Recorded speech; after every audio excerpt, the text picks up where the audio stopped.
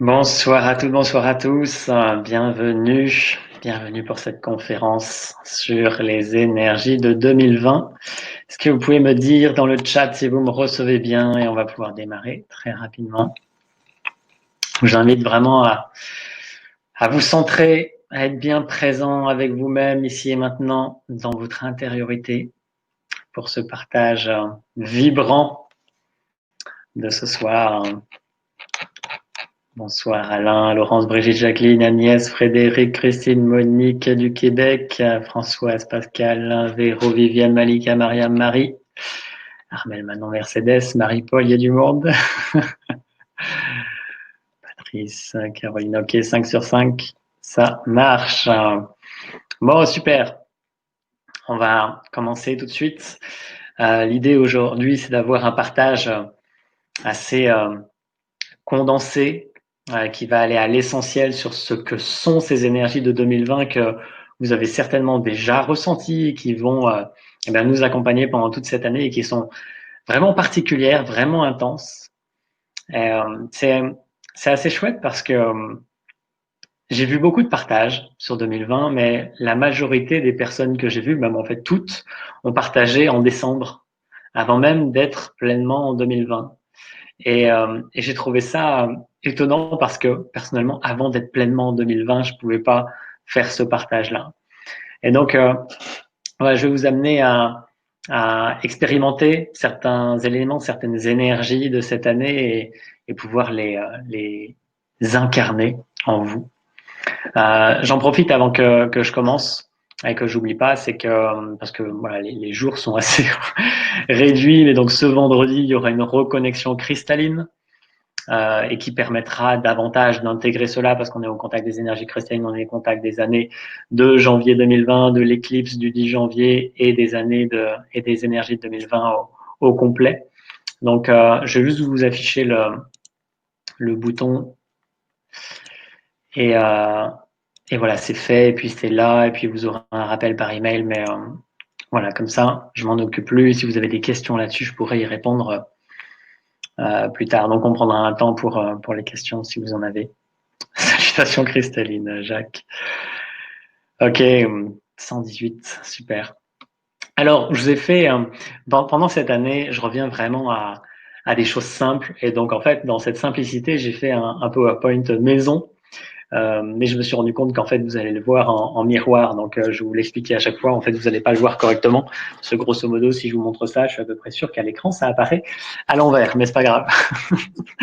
On va s'adapter avec ce qui est là.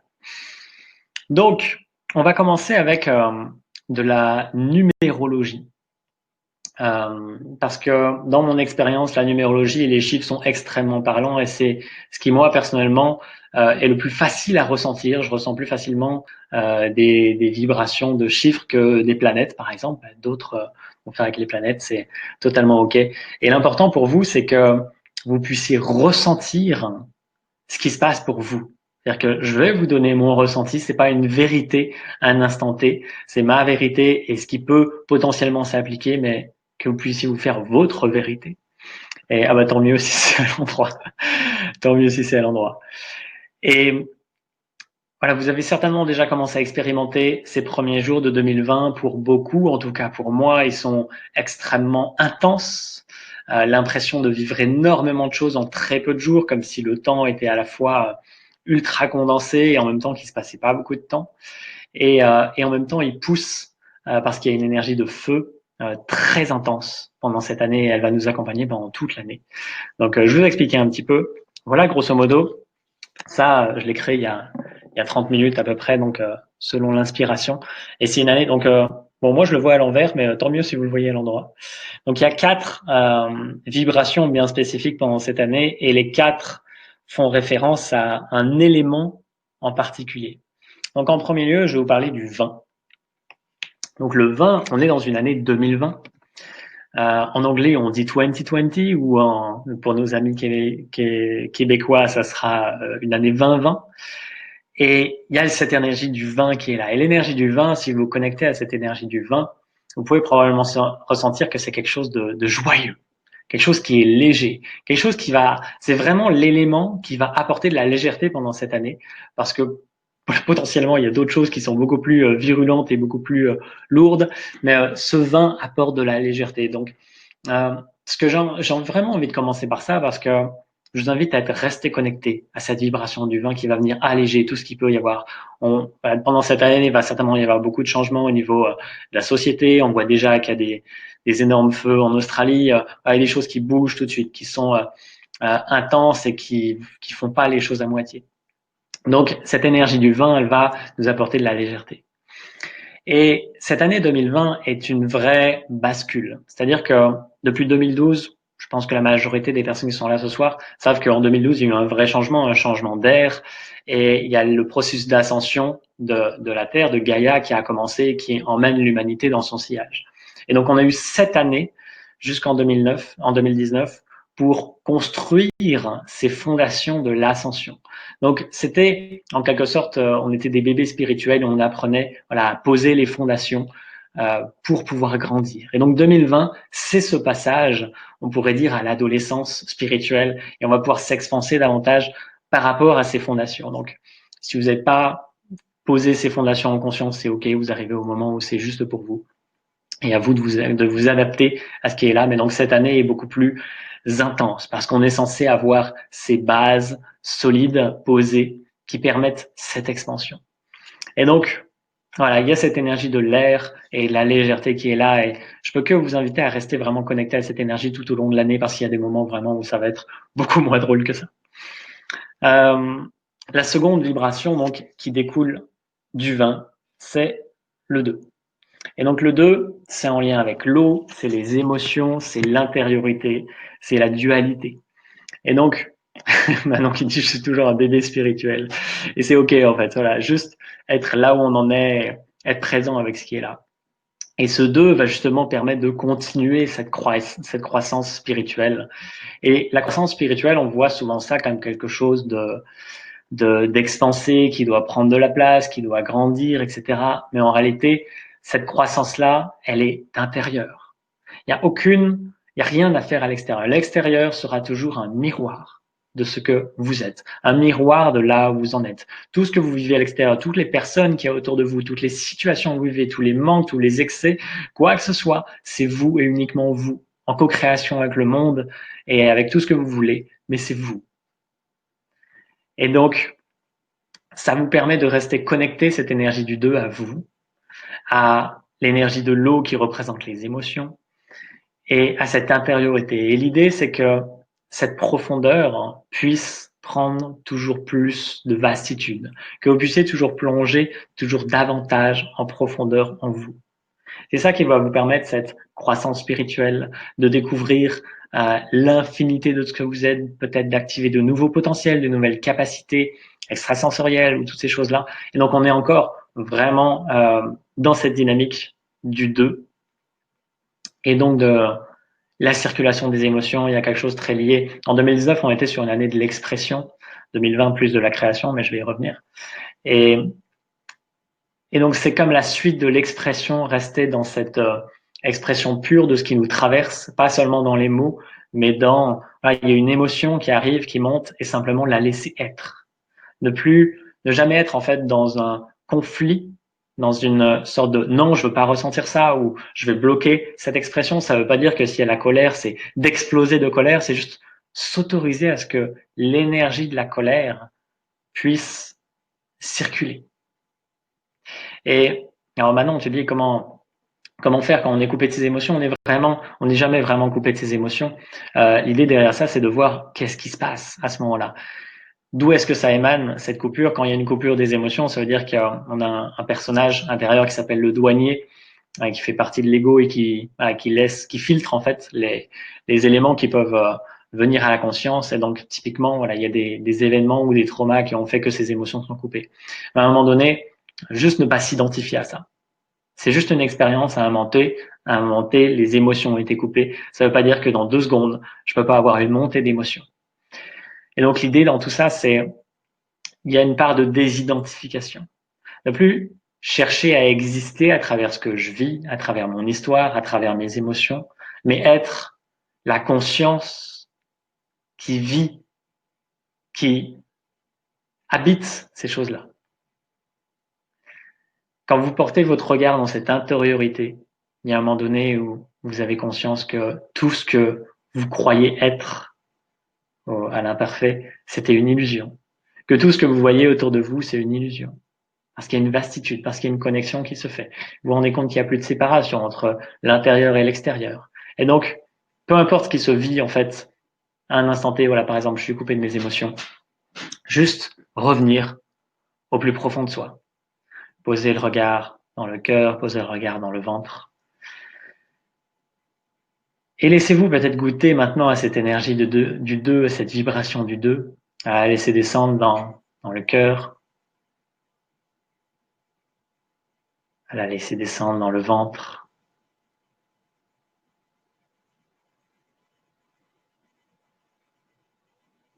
Et juste être totalement présent avec vous-même, ici et maintenant, présent avec ce qui est, présent avec ce qui se vit.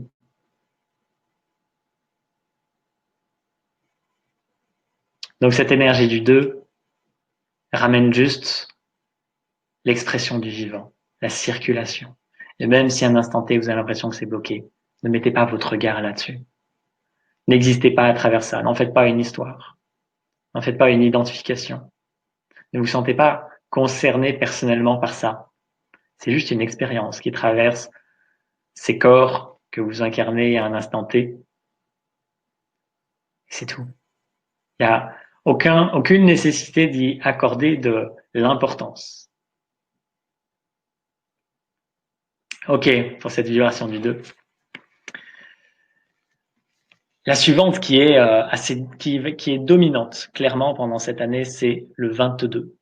Le 22, donc c'est un maître nombre et c'est associé à l'énergie du feu parce que c'est quelque chose de très puissant, c'est quelque chose qui nous ramène à notre essence, à notre mission divine peut-être, à notre vibration originelle, ce qui émane de nous naturellement sans qu'il y ait besoin de faire quoi que ce soit.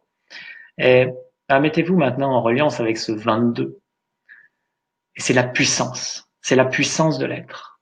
C'est la puissance de ce que vous êtes de toute éternité. C'est probablement la vibration la plus puissante parmi les nombres.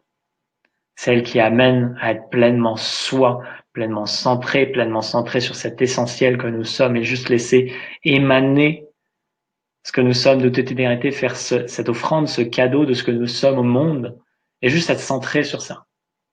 La seule chose qu'on ait véritablement à faire dans ce monde, c'est d'être qui l'on est. Parce que c'est la seule chose que personne d'autre ne peut faire à notre place. Peu importe ensuite la forme que ça prend, peu importe si vous êtes dans l'accompagnement, si vous faites des créations, si vous faites de la cuisine, si vous travaillez en entreprise ou quoi que ce soit, ça n'a aucune importance. Juste que quoi que vous fassiez, ça soit empreint de cette vibration unique, cette pulsation singulière, cette signature vibratoire, cette vibration originelle qui vous traverse. Il n'y a pas de chemin de vie très difficile, Nadia. Il y a à un moment donné une identification à ça. Tout est OK, en fait. C'est difficile seulement quand on se sent concerné par ça, qu'il y a une identification. Juste revenir à cette insouciance, à cette vulnérabilité, à l'essence même de ce que vous êtes. Et donc ce 22 apporte une énergie feu. Et il va y avoir énormément de feu, et le feu en Australie est un reflet flagrant de ça en cette année.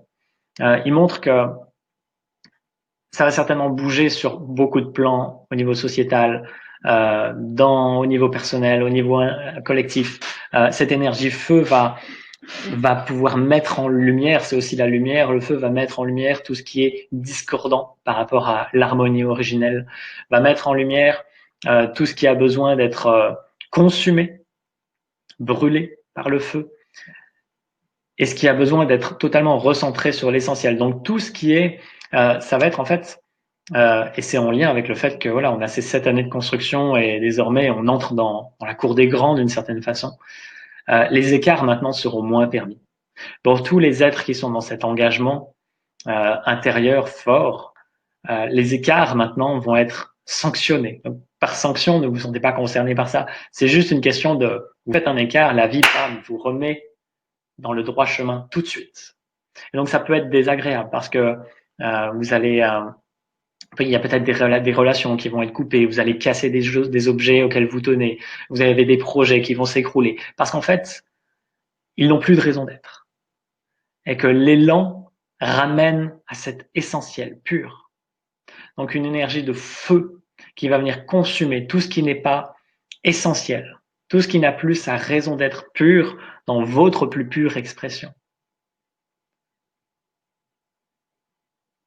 L'éducation à l'ancienne, c'est l'éducation du vivant, surtout. Voilà, j'ai cassé ma cheville aînée. Typiquement, voilà, c'est plein de messages comme ça. Et ça va venir exciter notamment une émotion que vous devinez facilement, qui est la colère. La colère va être probablement extrêmement présente. Pour moi, elle s'est manifestée assez rapidement aussi les premiers jours où j'ai vu des retours assez incisifs sur des vidéos ou des textes que je pouvais partager et des réactions très fortes en fait de la part de certaines personnes. Et je me suis vu en fait tout de suite la réaction première, c'était la colère, c'était l'envie de prendre les armes et d'aller se battre, d'aller au combat. Et en fait, juste pouvoir se poser avec cette énergie-là et voir que cet élan premier, en fait, cache autre chose. Et juste revenir à ce qui est caché en dessous. Parce que cette énergie de feu, en fait, est tellement yang, elle prend tellement toute la place qu'elle nous empêche d'être centrés pleinement en soi. Donc, c'est toujours prendre un moment de recul et vous allez voir que certainement que les gilets jaunes, ça va s'exciter, certainement que dans la société, il y a des trucs qui vont s'écrouler ou des personnes qui vont être destituées ou quoi que ce soit. Enfin, il y a des chances que cette année soit le symbole de révolution ou d'action virulente ou de manifestation de la nature qui soit aussi vive. Et la vraie invitation à revenir pleinement à soi, que ce feu puisse servir à revenir à soi et juste à servir l'expression de ce que nous sommes. Et pour ça, on a la dernière vibration, qui est le 4. Le 4, donc, qui découle du 22. En fait, 2 plus 2, ça fait 4, et 2 plus 0, ça fait 2, hein, juste pour l'explication, pour ceux qui n'avaient pas compris. Donc, le 4, qui est la terre, et qui amène la structure. Le 4, c'est l'énergie qui pose, c'est l'énergie du carré, c'est l'énergie de la terre. Et pouvoir pleinement s'ancrer, s'incarner pleinement avec cette énergie-là et ne pas se laisser emmener par toutes les autres. Et ça va être vital. Et donc, on a, entre guillemets, la chance, durant cette année, d'avoir un certain équilibre entre ces différentes énergies qui nous permettent cette expression saine. Maintenant, la vibration la plus forte et de loin, c'est le 22. Et le feu. Donc, c'est vraiment le point de vigilance sur cette année. Ouais, c'est tout ce que j'avais à vous dire sur le carré.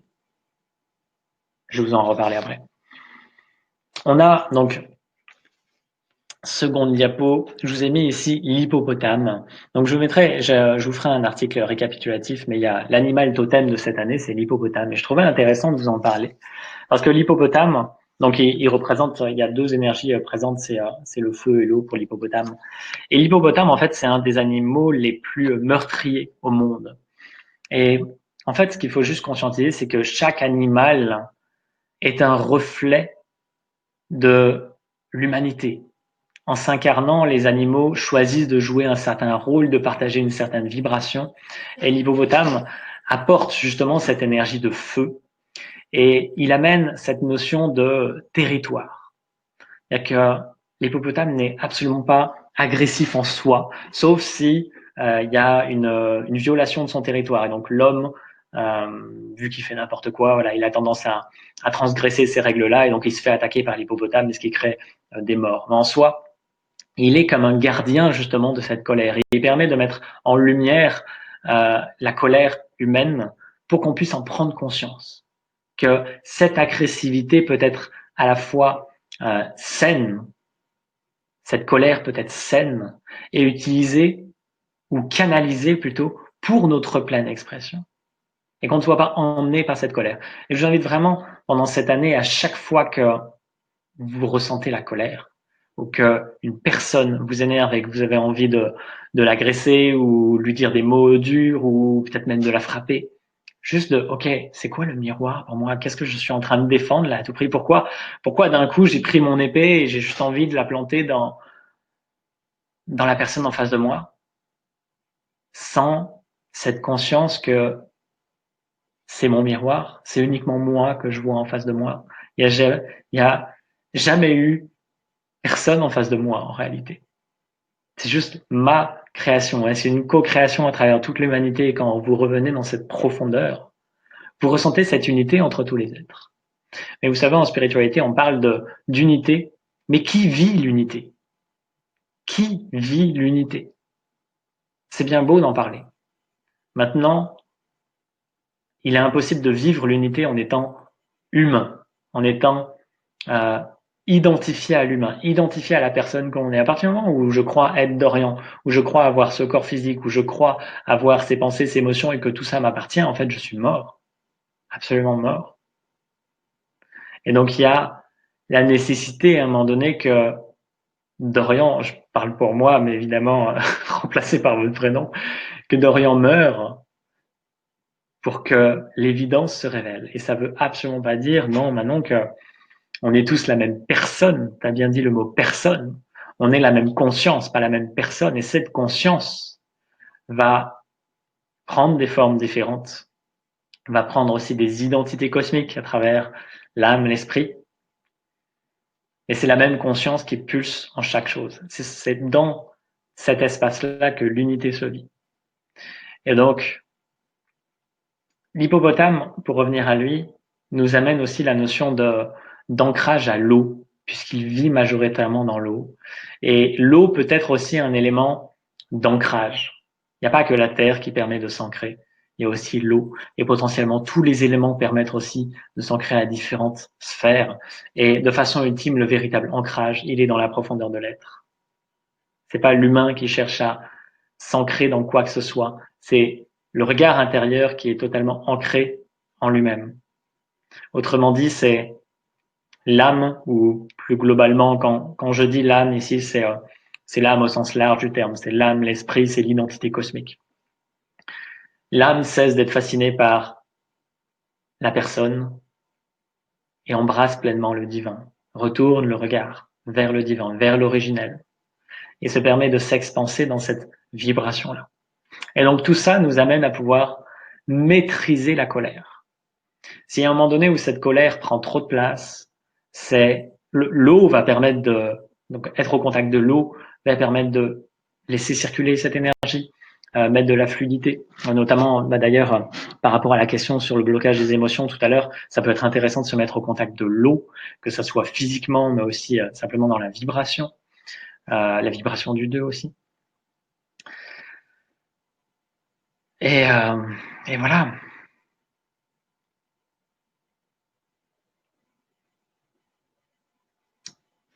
Ça fait déjà pas mal de choses. Donc cette vibration de l'hippopotame. Et là, je vais revenir sur cette notion du 4.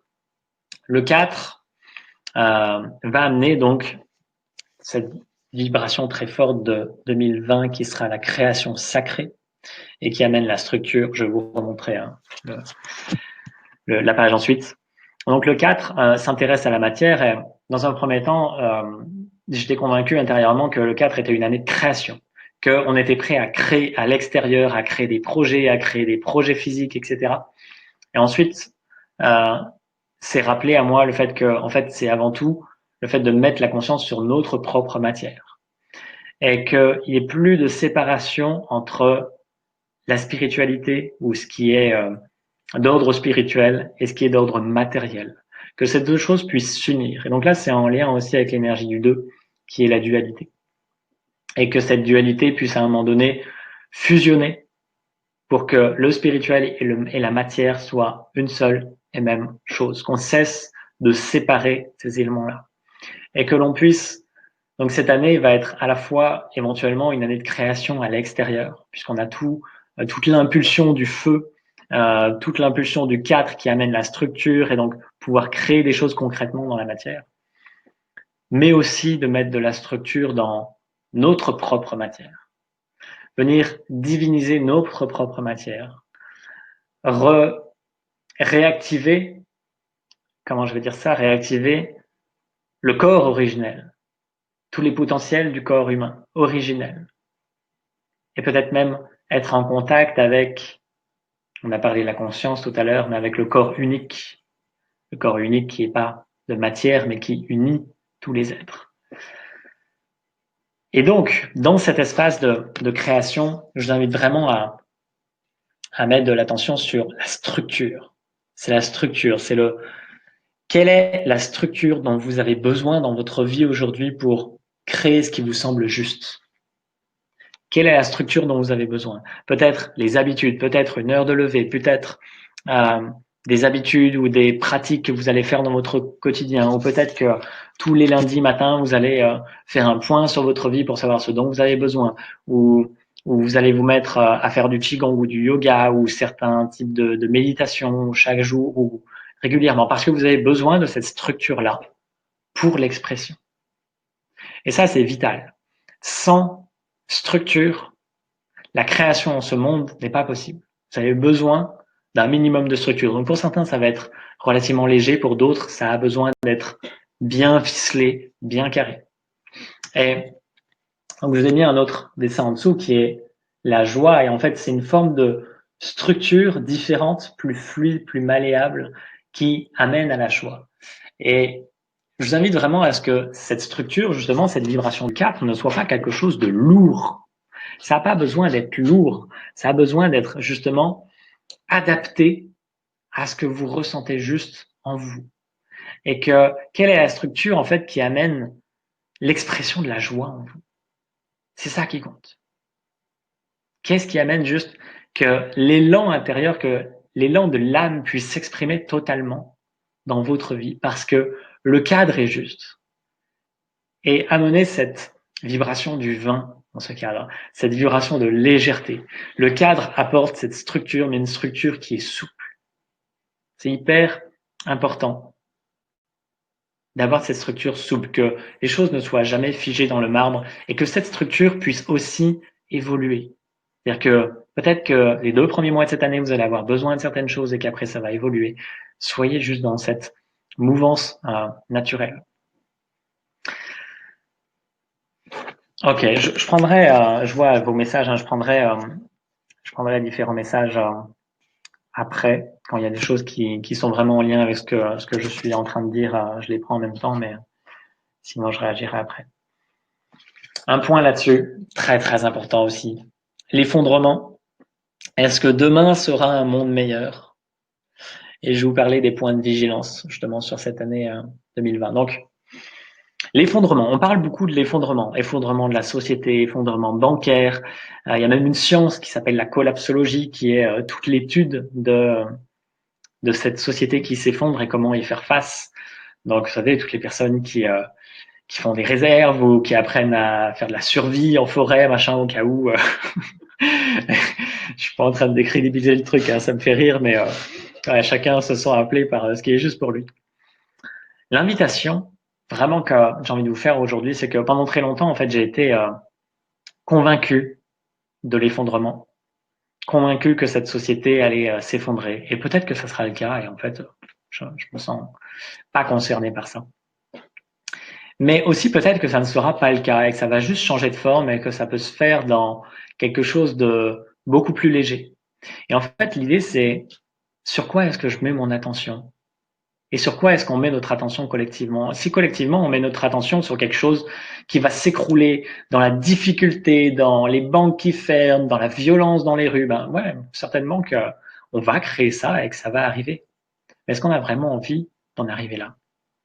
Est-ce qu'on n'a pas plutôt envie que ça soit plus léger, que ça soit un changement plus léger, que peut-être les banques vont fermer, il y a d'autres systèmes qui vont s'ouvrir et ça va se faire dans la légèreté, la fluidité. Et est-ce que demain va vraiment être un monde meilleur? Dans cette idée d'effondrement pour que peut-être autre chose naisse. Et je vois autour de moi énormément de personnes qui sont très concernées par cela. Et c'est leur raison de vivre, que le monde soit meilleur, qu'on fasse de ce monde quelque chose de plus joyeux, que les gens s'aiment davantage, qu'on soit plus dans l'entraide. Et en fait, vous pouvez, si vous êtes vraiment au cœur de vous-même, vous pouvez ressentir que c'est une fuite. C'est une fuite de vous-même. Et tant qu'il y aura la poursuite d'un idéal extérieur à vous, vous serez dans cette dualité qui amènera forcément de la souffrance. La véritable, je ne vais pas dire non, ça c'est un peu fort, j'allais dire la véritable clé, un élément en tout cas qui vous amène à pleinement être en paix, à laisser la paix intégrale naître en vous, c'est le contentement, la gratitude, la plus pure gratitude de ce qui est. Et c'est uniquement dans la profondeur de l'être. Quand le regard est en surface, forcément vous êtes choqué par ce monde. Je suis choqué. Dorian, il est choqué par ce monde. Dorian, si ça dépendait que de lui, si c'était Dorian qui décidait, euh, il partirait de ce monde-là, quoi. C'est quoi ce monde dans lequel on vit? C'est quoi cette société pourrie? C'est quoi ces banques? C'est quoi ces impôts? C'est quoi ces guerres? Ça rime à quoi? À rien du tout. C'est une vaste farce, en fait. Et tout ça, de toute façon, c'est juste de l'illusion. Donc, juste revenir dans ce monde intérieur, dans cet infini intérieur, dans cet originel qui est juste d'une vastitude infinie. Ou, comme va dire Angélique, il y a l'amour tout simplement. L'amour n'a rien d'une émotion. L'amour, c'est pas quelque chose que l'on vit émotionnellement. C'est quelque chose qui relie. Et c'est pas quelque chose qui happe. C'est pas quelque chose qui crée de la dépendance comme l'amour entre deux êtres bien souvent, comme l'amour humain. Et cet amour ne peut naître que de la paix, que parce que le regard est installé au fond de soi. Donc l'invitation, c'est de se servir de cette énergie du 22 très puissante qui amène à se réaligner pleinement en profondeur. À cette énergie du 2 qui amène à l'intériorité, à cette énergie du 20 qui amène à la légèreté, à cette énergie du 4 qui amène à incarner pleinement tout ça. Donc, je peux que vous inviter à... C'est ok en fait d'œuvrer pour un monde meilleur, je dis pas qu'il faut pas le faire, juste de lâcher l'attache à ça. Parce que peut-être qu'il n'arrivera jamais. Et ça n'a aucune foutue importance, aucune. Tant que vous existez à travers ça, vous êtes dans une forme de dualité qui crée de la souffrance. S'il y a des êtres qui aspirent à un monde meilleur, il y a aussi des êtres qui aspirent à le faire s'effondrer, parce qu'on est dans un monde duel et que la dualité est un des piliers de cette matrice. Donc tant que vous jouez avec les règles de la matrice et que vous cherchez à être heureux, à être dans l'amour, à être dans la joie, à être dans un monde meilleur, tout ça, en fait, vous créez l'inverse aussi, parce que d'autres êtres, en compensation, vont faire l'inverse. C'est mathématique, en fait, la matrice fonctionne comme ça. Si vous en avez pas conscience ou que vous ne croyez pas à ça, bah, faites votre expérience. La matrice fonctionne comme ça, en tout cas. Peut-être qu'un jour, cette matrice n'existera plus. Et ça n'a pas d'importance, en fait. L'important, c'est que vous puissiez vraiment reconnecter à ce que vous êtes de toute éternité. Reconnecter à ce que vous êtes de toute éternité. Et donc, les points de vigilance, ils sont là. Ne pas se laisser emmener par les émotions, par la colère, par ce qui peut se passer autour de soi, par les attaques qu'on peut recevoir personnellement, par les attaques qu'on peut voir collectivement, par les remous de la nature, par, je sais pas, il peut se passer énormément de choses dans notre société, dans le monde, dans les agressions, les morts, les manipulations, plein de choses horribles en fait. Et si à partir du moment où, et puis il y a des choses belles aussi, hein, je vais mettre noir sur le tableau, mais juste ne pas s'identifier à ça, ne pas exister à travers ça, juste être pleinement en lien avec soi et laisser émaner du fond de soi ce qui a besoin de s'exprimer dans la matière. Et c'est ok, il y a des moments où je peux être amené à ne pas agir du tout, à être pleinement en lien avec moi-même et à ne pas être en contact avec le monde. Et d'autres où je vais être dans ce contact avec le monde, je vais être dans l'expression, je vais être dans la création. Et juste être au cœur de soi avec ça. Être au cœur de soi. On a une éclipse lunaire le 10 janvier. Donc il y aura la reconnexion cristalline avec pour être en lien avec. Donc en fait, à cette date-là, il va y avoir quelque chose de très émotionnel. C'est la pleine lune en même temps. Toutes les émotions vont être exacerbées. Et là, il y a un point de vigilance particulier. C'est comme un test, en fait, voir à quel point est-ce que je peux rester centré dans ces énergies très fortes de cette année. Donc, comme toutes les années, on a différents portails avec les éclipses qui viennent souvent par deux, hein, éclipse lunaire, éclipse solaire, elles se suivent très régulièrement. Et donc, en fait, je vous guiderai progressivement dans l'année. L'idée, c'est pas d'explorer tout ça. Mais donc, point de vigilance cette année sur le 10 sur ce début d'année avec le 10 janvier, qui peut être particulièrement éprouvant pour beaucoup. Et l'invitation aussi, c'est aussi de prendre ce temps en janvier. En fait, les énergies se déposent. Donc, il y a comme une intensification de tout ce qui va se passer pendant toute l'année, pendant ce mois de janvier. Et juste vous permettre d'être en lien avec tout ça et, et ouais, de poser les choses. Qu'est-ce que... Ah oui, et puis oui, je voulais... Oui, non, je voulais vous reparler de création. Mais effectivement, cette année est vraiment sous le signe de création. Et donc, ce mois de janvier, ça peut être l'opportunité pour vous de vous demander ce que vous avez vraiment envie de créer pendant cette année.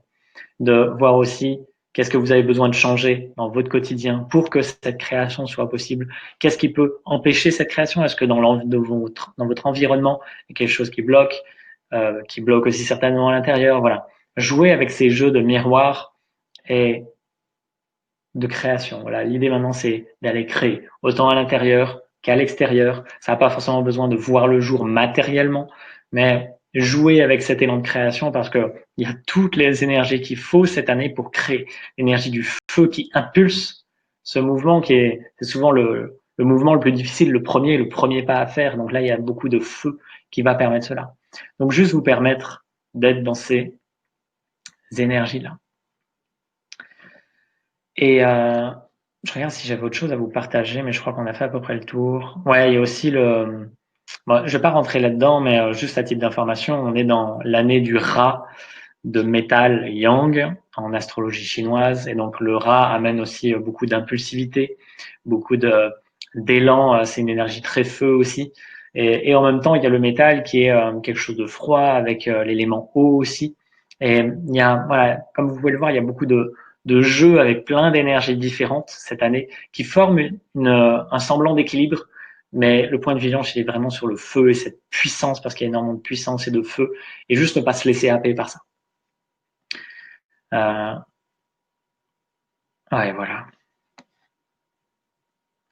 Et donc, pour terminer, je vous invite juste, on va prendre 2-3 minutes, juste pour rentrer en soi. Donc, j'invite à fermer les yeux et poser le regard dans le ventre. Juste à fermer les yeux et poser le regard dans le ventre. Et à vous déposer pleinement ici et maintenant.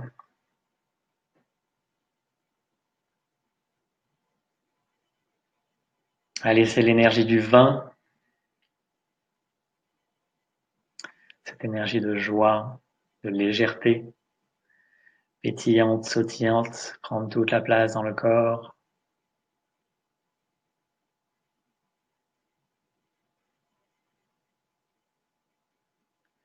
L'énergie du 22 qui apporte cette puissance, ce feu, cet alignement avec votre nature divine, avec votre vibration originelle.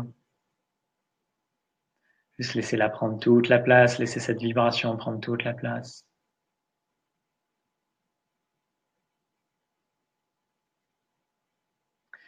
Et laissez venir la vibration du 2, de l'intériorité, du féminin sacré, de la dualité, du miroir, des émotions, de l'eau, Et laissez cette énergie circuler dans tout le corps.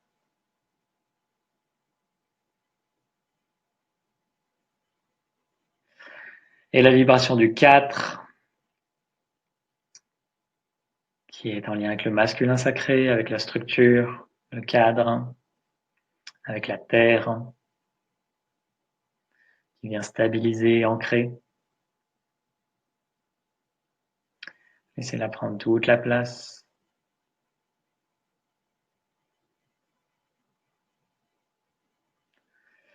Et l'énergie de 2020 dans son ensemble,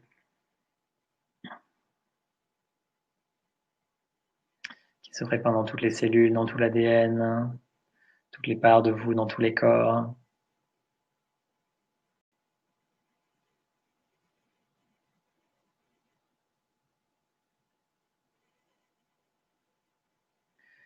Et simplement déposer votre regard pleinement dans le ventre, le laisser plonger en profondeur, s'absorber.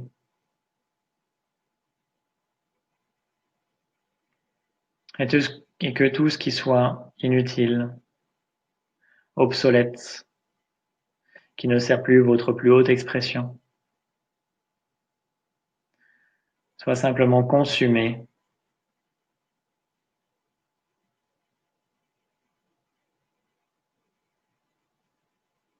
et que le regard se recentre sur l'essentiel, l'originel.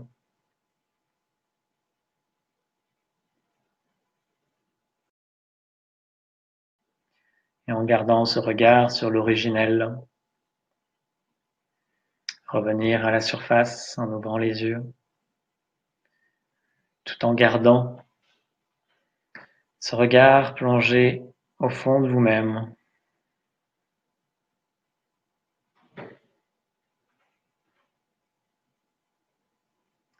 Tout en gardant le regard au fond de vous-même.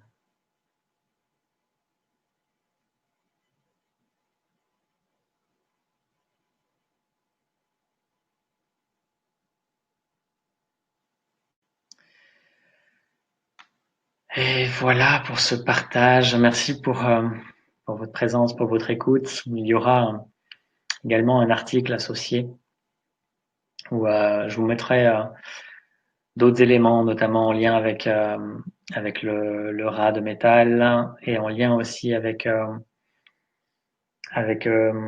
comment on dit, la couverture de The Economist en 2020 qui annonce des événements sur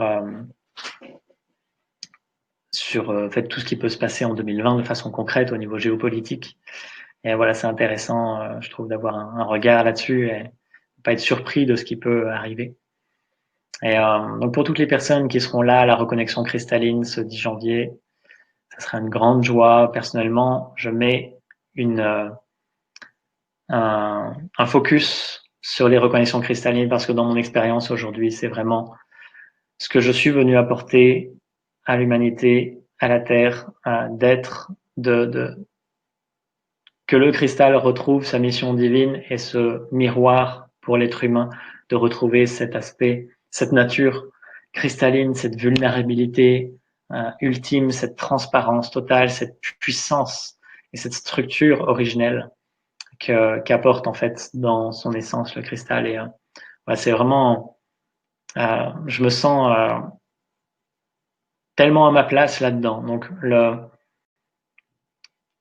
focus va être mis dessus et donc ça sera vraiment une grande joie de continuer avec tous les êtres qui s'engagent avec moi dans cette aventure. Et si vous avez des questions sur quoi que ce soit, allez-y maintenant, je vais essayer de les reprendre.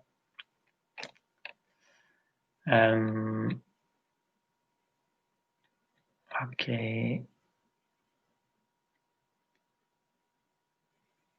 Ok. Alors François, j'ai eu un burn-out en 2019, certainement une manière de la vie de me dire réveille-toi pour 2020, une nouvelle vie. Qu'en dis-tu? J'en dis rien de particulier. Le burn-out de toute façon arrive toujours quand il y a eu une surdose d'activité, une surdose de superflu et ramène à l'essentiel. Donc à un moment donné, toute l'énergie qui était poser à l'extérieur et ramener à l'intérieur pour pouvoir se recentrer sur l'essentiel. Donc, oui, c'était le moment pour toi de le vivre et l'important, c'est ce qu'on en fait, en fait. Plein de personnes qui vivent un burn-out et puis qui refont des burn-out. Et voilà, ça mène jamais à rien, quoi. Françoise, nos enfants sont notre co-création, le reflet de nous-mêmes. Tout est reflet de toute façon. Tout est reflet. Mais la question est bizarre en fait. C'est pas tout à fait, c'est pas la bonne question en fait qui émane. Françoise l'a récupérée pour essayer de la poser.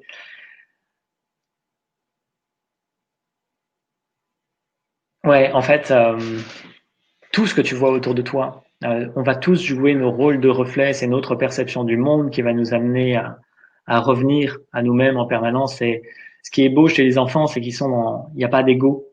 Et donc, ils sont dans cette plus pure expression. Donc, ça ne veut pas dire qu'il peut pas y avoir des blessures au niveau de l'âme et qu'il peut y avoir plein de problèmes, en fait, ou des maladies ou des trucs comme ça. Mais il nous ramène, en fait, à cette simple et pure expression insouciance de ce que nous sommes. Donc, il nous ramène à, effectivement, ce reflet de ce que nous sommes en essence, en fait, sans entacher le tableau de l'ego. Alors, tu nettoies, alors, alors maintenant, quand on meurt tous, on redevient tous cette conscience. Pas forcément. Pas forcément parce que l'âme peut être identifiée à tous les corps subtils aussi. Et donc, en fait, c'est pour ça qu'il y a une grosse manipulation sur la réincarnation aussi. Et donc, quand l'âme cherche à tout prix à s'identifier à quelque chose, eh bien, on est reparti pour des incarnations et des incarnations, en fait, et ça peut durer comme ça éternellement. Donc, nous, on redevient pas forcément cette conscience, et en fait, on redevient cette conscience en étant vivant sur Terre, mais que l'humain meurt. Donc, en fait, quand je dis l'humain meurt, c'est la personnalité, c'est l'ego, et donc il y a cette conscience qui peut totalement prendre toute la place à un moment donné.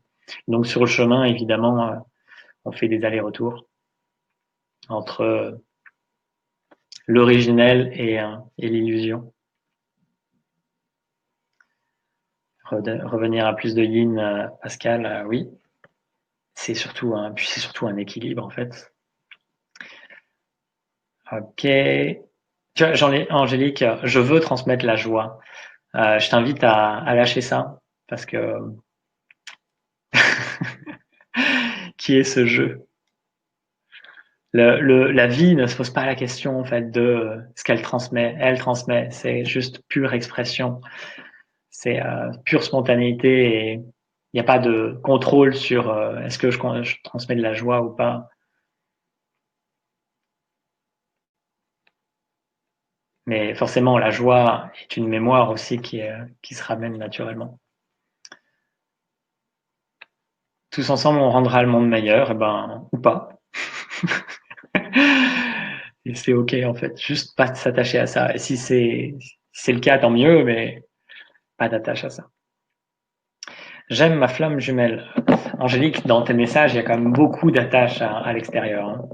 Je sais pas comment tu le vis intérieurement, mais chacun vit ce qu'il vit différemment. J'aime ma flamme jumelle et j'en ne suis pas dépendante, ok. Plus dépendante, ok. Ça, c'est un vrai challenge, effectivement. Moi, personnellement, aujourd'hui, euh, une relation de couple me semble extrêmement difficile. Et en fait, je suis totalement bien seul. Et si ça se présente, c'est totalement ok. Mais c'est tellement happant. L'amour humain est tellement ancré, même s'il y a beaucoup de nettoyage qui se font là-dessus, que ouais, ça demande d'être extrêmement ancré en soi-même, présent à soi-même pour être dans une relation comme ça en fait. Et bravo si tu arrives à rester centré avec tout ça. Ok, ok. Et oui, s'aimer en profondeur et zéro attente, c'est vrai. Ouais.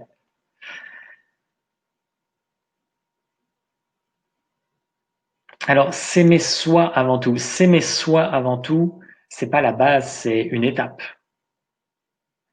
Il n'y a pas, en fait, il n'y a pas aimer se suffit à lui-même. Aimer avec un grand A se suffit à lui-même. Donc s'aimer en premier lieu, c'est une étape effectivement qui peut être essentielle. Alors Marie, je suis rat et 22, 4, est-ce positif ou négatif? Alors déjà, oublie cette question, il n'y a pas de positif ou de négatif, c'est toi qui crée le positif ou le négatif. La polarité de ce type-là, elle est purement égotique. Prends un animal ou la vie qui s'exprime ou un arbre qui pousse, il n'y a jamais la notion de positif ou négatif qui se présente.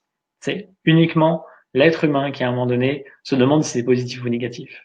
Donc non, ça déjà non. Ok.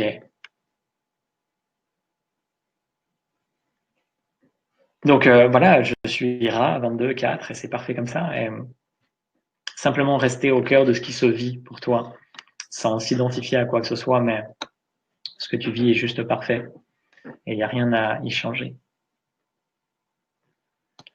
La catinelle, alors je pense que je n'ai pas ton prénom, c'est pas grave, mais avec grande joie.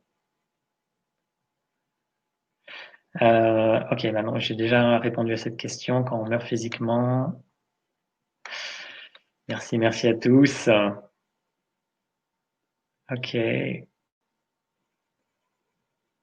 Oui, Armel, l'importance de cette reconnexion cristalline. Oui, mais en fait, voilà, je force pas la main, hein, évidemment, mais au fond de moi, je sais qu'on a tous à la vivre, absolument tous. Donc, on va la vivre différemment. Certains cheminent à travers cette proposition que je peux faire. D'autres le font par eux-mêmes et peut-être que ça se fait naturellement, etc. Mais effectivement, ces énergies, et à un moment donné, c'est une reconnaissance. En fait, c'est au-delà d'intégration d'énergie. C'est une reconnaissance de ce que nous sommes, cette nature cristalline. Et, euh, et oui, voilà, pour moi, c'est une évidence absolue aussi. Mais voilà, après, chacun le vit différemment aussi. Et c'est totalement OK. Dany, un effondrement. Euh, ouais, laisse s'effondrer ce qui doit s'effondrer. C'est toujours des phases compliquées, les effondrements. Et en même temps, il y a des choses extraordinaires, des nouvelles pousses en fait qui peuvent émerger de cet écroulement parce que seul ce qui est obsolète s'effondre. Donc ça permet aux nouveaux élans de renaître et ça c'est juste magnifique. Donc voilà, sois en joie. Les maladies physiques, Manon, doit-on en déduire? Une maladie physique, dans la très grande majorité des cas, c'est un miroir de quelque chose qui n'est pas en harmonie en soi, donc sur tous les plans. Et donc ça amène juste à retrouver l'harmonie ou de se recentrer sur l'essentiel. Maintenant, il y a des êtres aussi qui choisissent d'en porter pour l'humanité. C'est quand même plus rare, mais c'est des choses qui peuvent arriver. Après, c'est très inconscient. Par exemple, à un moment donné, tu as plein de personnes qui deviennent intolérantes au gluten pour qu'on prenne conscience que le blé moderne, c'est de la merde. Voilà. Une fois que cette conscience a été prise, on peut faire d'autres choix. On peut aussi se recentrer sur nos capacités de transmutation de toute nourriture.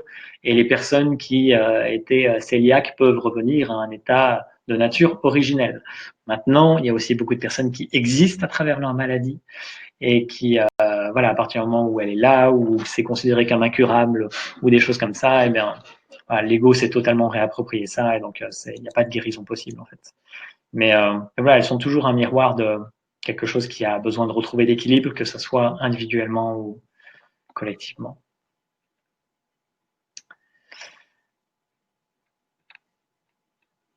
Ok, pour la folie, on repassera à Angélique.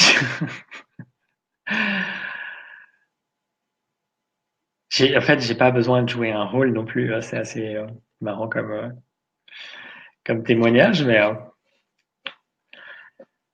c'est désidentifier de ma personnalité parfois dur. En fait, c'est dur pour l'ego de se désidentifier de lui-même. C'est plus que dur, en fait, c'est impossible. Donc, ça demande juste que le regard de l'âme, au sens large du terme, se détourne et de cultiver cette profondeur.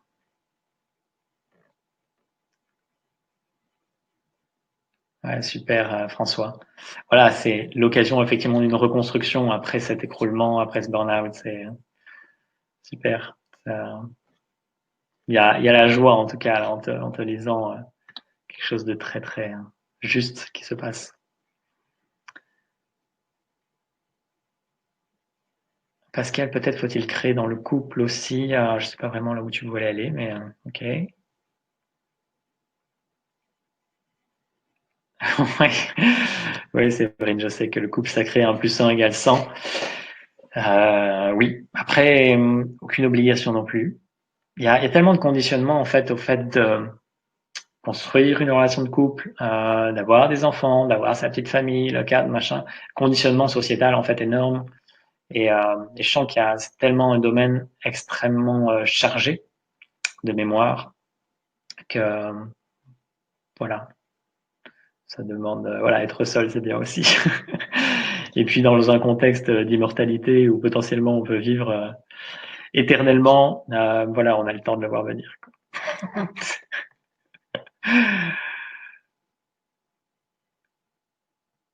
Ouais, Angélique, super. Juste être moi, effectivement transmettre cette joie. Yes.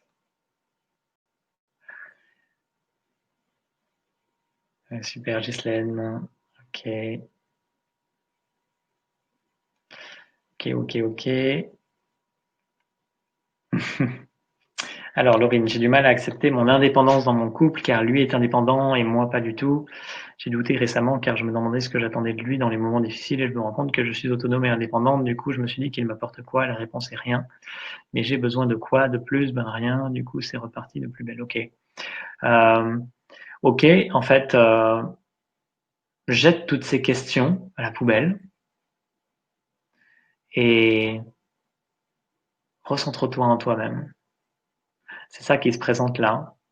Parce qu'en fait, il y a une forme de ça tourne et en fait, ça tourne nulle part. En fait, ça tourne en boucle. D'où c'est reparti de plus belle. Donc, juste revenir à l'intérieur et si à un moment donné la relation doit terminer, ben qu'il en soit ainsi. Et si elle doit continuer, qu'il en soit ainsi aussi. Et voilà, c'est ok. En fait, c'est juste des expériences. Ça ne touche en rien ce que tu es de toute éternité, quoi qu'il en soit. Voilà. Armel, la neutralité permet-elle la joie? Ce qui est certain, c'est que la non-neutralité permet seulement une joie illusoire. La neutralité,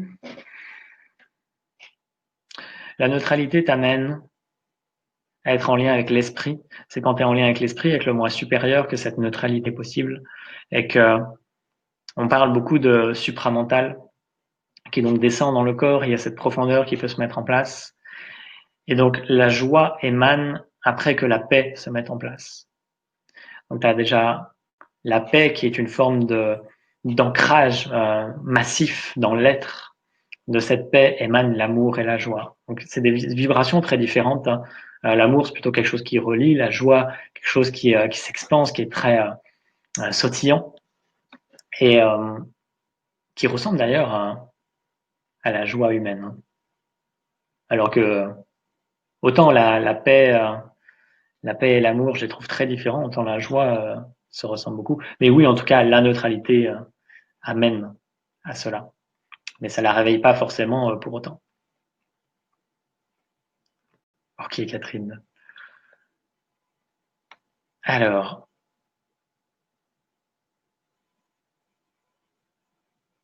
ouais, Angélique, en fait, ouais, j'ai cru plusieurs fois l'avoir rencontrée, mais du coup, non. Du coup, pour l'instant, j'ai assez donné. Et surtout, il n'y a pas la nécessité absolue. Et si la création, c'était créer sa vie dans tous les domaines?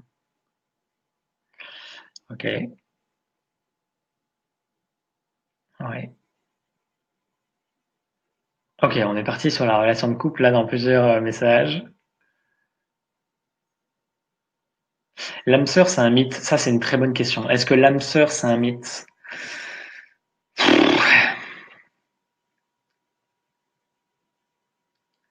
Je pense que ma réponse va pas plaire à beaucoup. Je crois que c'est pas un mythe, mais je crois que c'est un grand piège de la matrice. C'est en tout cas comme ça que je le ressens.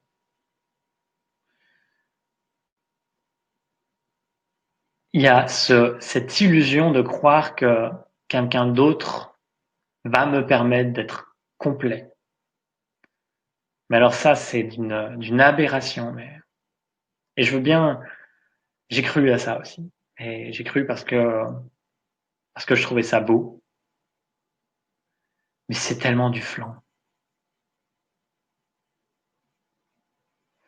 Donc voilà, ma réalité en tout cas, et ce qui se vit réellement en moi, c'est que ça n'existe pas, mais qu'il peut y avoir des mémoires d'âme qui nous amènent à connecter très fort avec d'autres âmes.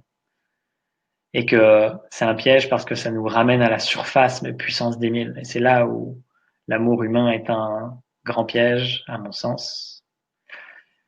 Mais voilà, chacun en fait son expérience aussi. Et surtout, si vous n'êtes pas d'accord, sentez-vous libre de ne pas être d'accord. Et je ne débattrai pas. Parce que chacun a le droit d'avoir sa vérité. Et si vous vous sentez en colère aussi, servez-vous de cette colère pour vous réaligner. Ça sera parfait. Laurine, être réveillé veut-il dire être conscient mentalement de l'élévation de ses énergies? Absolument pas. Ou est-il possible d'être éveillé sans s'en rendre compte? Absolument.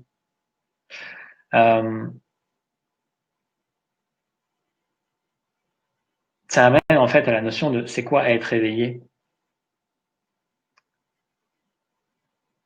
Et être éveillé dans mon expérience et être conscient de tout.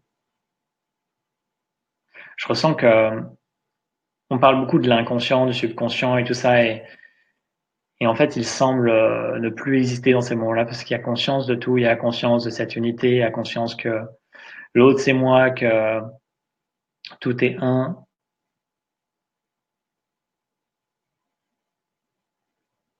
Et il y a cette puissance originelle, toutes ces capacités originelles.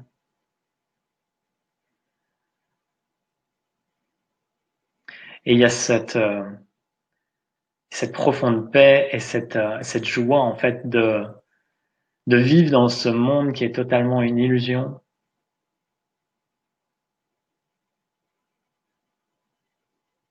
Et en même temps où tout est possible, toutes les créations sont possibles.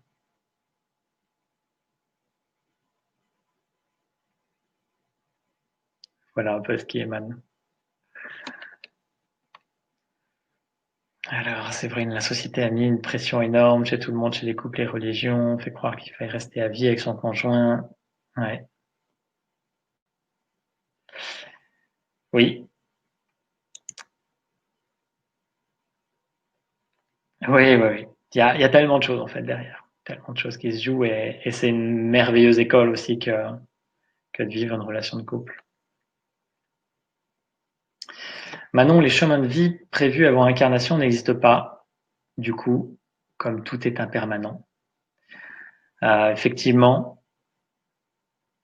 tous les chemins existent en fait. Absolument tous. Et en même temps, aucun. C'est le grand paradoxe de la vie. Et c'est très quantique, c'est que dans cet éternel présent résident absolument tous les passés, tous les présents, tous les futurs. Tout est confondu dans cet éternel présent qui contient tout. Et donc effectivement, tous les chemins de vie existent. Et que je peux changer de ligne de temps à chaque instant. Une ligne de temps, c'est un passé, un présent, un futur. Et que tout ça peut changer à chaque instant. Et donc même si je suis né à un certain jour, à une certaine date, à une certaine heure, sous certains astres, avec un chemin de vie précis et un karma précis et tout le tralala, tout peut changer. Absolument tout. Et l'idée, c'est, quoi qu'il en soit, de redevenir vierge de tout ça. Vierge, c'est sans aucun attachement. Juste le vivant qui me traverse et qui fait son œuvre à travers moi. Oui, Frédéric, tu peux encore tout à fait t'inscrire pour vendredi. Donc, il y a le bouton que j'ai affiché. Et voilà, et puis j'enverrai un email demain aussi avec où il y aura le replay et puis le lien. Mais oui, c'est tout à fait possible. Et j'en profite pour toutes les personnes qui ont déjà participé à la reconnexion cristalline. Il y a une possibilité d'abonnement. Vous l'avez sur votre espace membre sur la page de la reconnexion cristalline. Catherine, tu m'envoies ravi. Tout ce que tu dis me semble une évidence. Parce que c'est une évidence. Parce que quand le voile se lève, c'est juste... c'est une...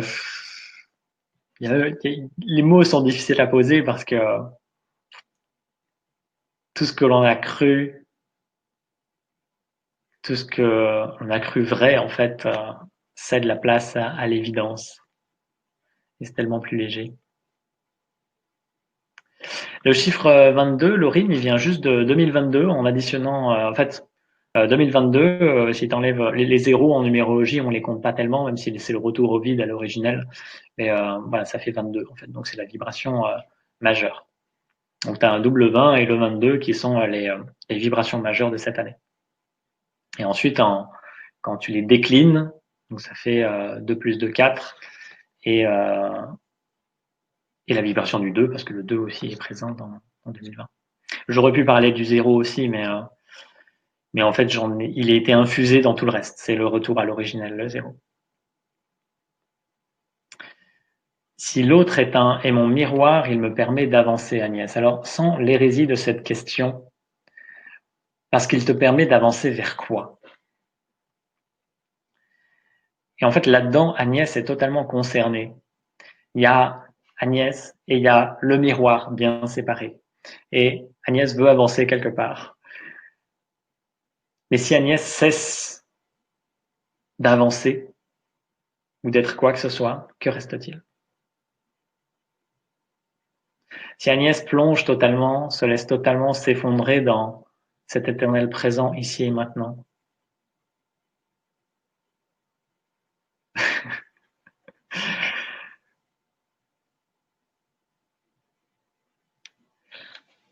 François, magnifique. Magnifique. L'hypnose et le magnétisme, en tout cas, aujourd'hui, viennent à toi. Et peut-être que ça peut changer, ça peut prendre d'autres formes. Et voilà, en tout cas, c'est chouette.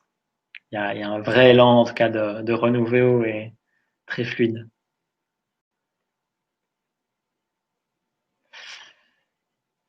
Oui, parce qu'on peut partager, échanger au sein du couple et puis partout, en fait, tu peux partager avec qui tu veux, échanger, créer tout ce que tu veux. L'idée, c'est juste de ne pas se sentir concerné.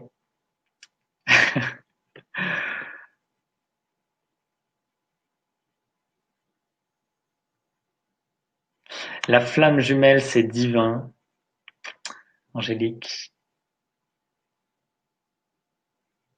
Je, ça, ça résonne pas pour moi, en tout cas. Il y a quelque chose qui se tord comme si, c'est un peu comme quand quelqu'un me parle de je suis en lien avec tel archange, machin truc, et quand je me connecte à ça, non, c'est pas un archange, c'est quelqu'un qui se fait passer pour ça, mais en tout cas, ce qui est juste de reconnaître à un instant T, c'est que dans ton expérience, ça fait sens et que c'est vécu comme ça. Peut-être que demain, ça sera différent ou pas. Et c'est totalement OK. Juste vivre avec ce qui est là. Mais ceci dit, comme je disais, âme jumelle ou flamme jumelle, en tant que mémoire de l'âme, c'est vrai. Maintenant, voilà, je pense que j'ai dit ce que j'avais à dire. C'est vrai, tu es quand même une belle illusion de rien. Ouais, c'est bien vrai ça. C'est bien vrai. Qu'est-ce que je fous là d'ailleurs?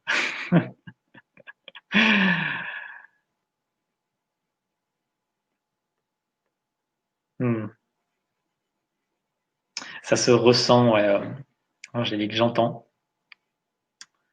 Et en fait, juste être vigilant aussi sur ses ressentis, ses sensations, l'existence à travers les sens. Parce que ça, c'est une belle illusion aussi. Mais voilà, en tout cas, qu'on soit clair, je remets absolument pas en doute ce que tu vis et ce qui fait sens pour toi aujourd'hui. Juste ne pas être identifié à ça, quoi. Les énergies cristallines sont-elles en rapport avec les Pléiadiens, Mariam? Absolument pas. Les énergies cristallines sont en lien avec les cristaux. C'est aussi simple que ça. Après, attention, parce qu'il y a plein de courants sur Internet. Alors, loin de moi l'idée de discréditer quoi que ce soit, bien qu'on voit énormément de conneries. On parle, voilà, il y a plein de personnes qui peuvent parler d'énergie cristalline ou sous différentes formes. Il y a une énergie cristalline au singulier qui est une personne qui partage ça sur Internet et qui est une énergie de guérison en fait, un peu comme le Reiki par exemple, c'est différent, mais voilà. C'est absolument pas ça que je partage. C'est vraiment l'énergie qui émane des cristaux et de leur vibration originelle et en fait qui sont totalement éveillés en 2012 parce qu'ils contiennent aussi toute la mémoire de l'humanité avant cette civilisation, donc quand il y avait l'Atlantide, la Lémurie, et puis les civilisations d'avant encore. Donc il y a énormément de mémoire et de savoir originel, et ils apportent une structure en harmonie avec la géométrie sacrée et voilà, cette vulnérabilité, cette puissance originelle de l'être. Voilà. Mais non, il n'y a aucun lien qui est fait. En fait, c'est trop facile après de faire des liens avec tels êtres, telle civilisation et tout ça. Et en fait, faut être assez vigilant sur ce à quoi on donne notre consentement. Aujourd'hui, il y a des messages de tous les archanges, de toutes les planètes, de tous les machins. Et voilà, faire le tri entre ce qui est du flan et ce qui est vraiment réel, c'est important. Donc, quoi qu'il en soit, c'est un peu comme la relation amoureuse, c'est voilà, qu'est-ce que je vis à un instant T au plus profond de moi et qu'est-ce qui est éprouvé profondément, qu'est-ce qui est juste. Et voilà, juste rester au cœur de ça. Claire, que sais-tu des êtres sans corps vibrants encore dans l'univers? Je ne connais pas. Alors, peut-être que tu peux clarifier, mais je ne sais pas de quoi tu parles. Ou en tout cas, c'est pas ma connaissance et même en ressenti comme ça ne me parle pas. Alors Jessica, que conseilles-tu pour ne pas rester perché et passer à l'action dans la matière de façon alignée? En fait, qu'est-ce qui amène à être perché?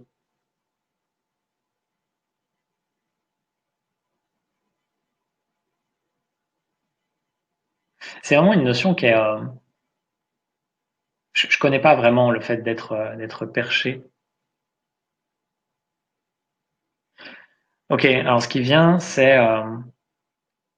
il y a eu un partage là-dessus ce soir, c'est cette notion de spirituel et de matière. Juste à un moment donné, réunifier les deux et faire qu'il n'y ait pas le spirituel d'un côté et la matière de l'autre.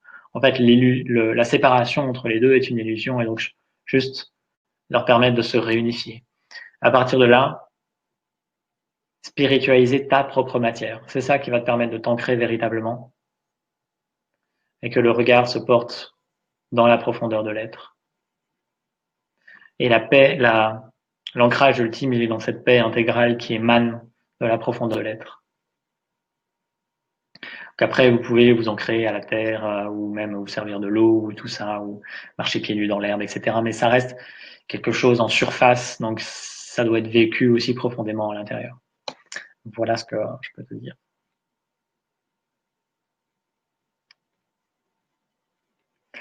Que se passe-t-il lors d'une reconnexion cristalline, Céline? Il se passe précisément ce qui se passe. Il se passe précisément ce que tu es venu vivre toi avec toi-même. Et voilà, en fait, pour plus de clarté, je guide dans un processus en connexion avec cette vibration cristalline sur différentes reconnexions, différentes approches de ces énergies. Et voilà, c'est plutôt expliqué sur la page de présentation ce qui se passe. Mais après, chacun vit des choses différentes. À aucun moment donné, je vais vous dire que vous allez vivre quelque chose en particulier parce que de façon ultime, vous reconnectez à votre nature cristalline. Votre ADN cristallin se réactive et donc le cristal est totalement en lien avec l'énergie christique. Donc c'est reconnecté aussi avec le Christ. En soi, le Christ est l'incarnation pleine de l'amour inconditionnel. pour faire simple, parce que c'est plus que ça. Et donc voilà, en fait, l'expérience est différente pour chacun, évidemment. Et oui, les choses nous arrivent quand nous sommes prêts uniquement.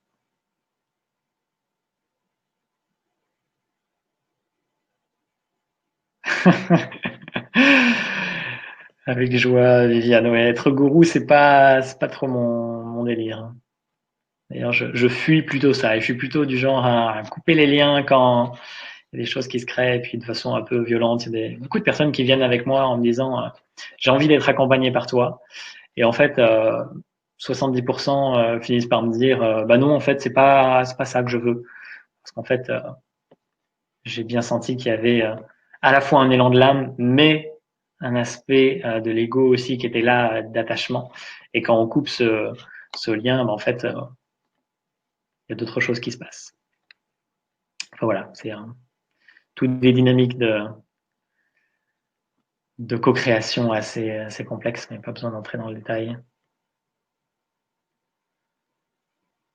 Merci pour ta présence, Angélique. Alors Armel, si on n'a pas la conscience d'avancer, comment sait-on qu'on ascensionne? Donc il est bienvenu de ne pas arrêter d'être conscient.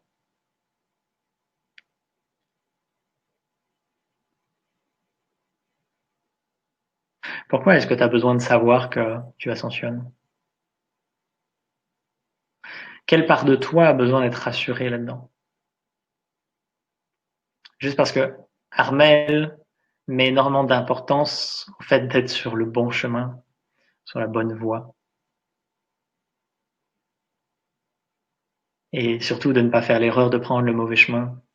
Ça serait catastrophique, tu vois. Donc vois de quel espace naissent ces questions. Ça émane d'un espace de, de, ouais, de la peur de se tromper. C'est ça que je ressens.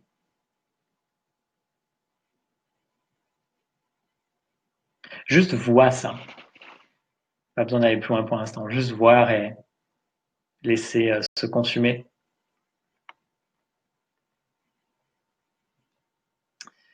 Oui, Pascal, chacun est différent. Absolument. Comment ne pas rester perché, Jessica, qui est une fuite pour moi. Ok, tu as déjà posé la question. C'était toi qui as posé la question tout à l'heure? Oui. Ok, donc ça c'est bon.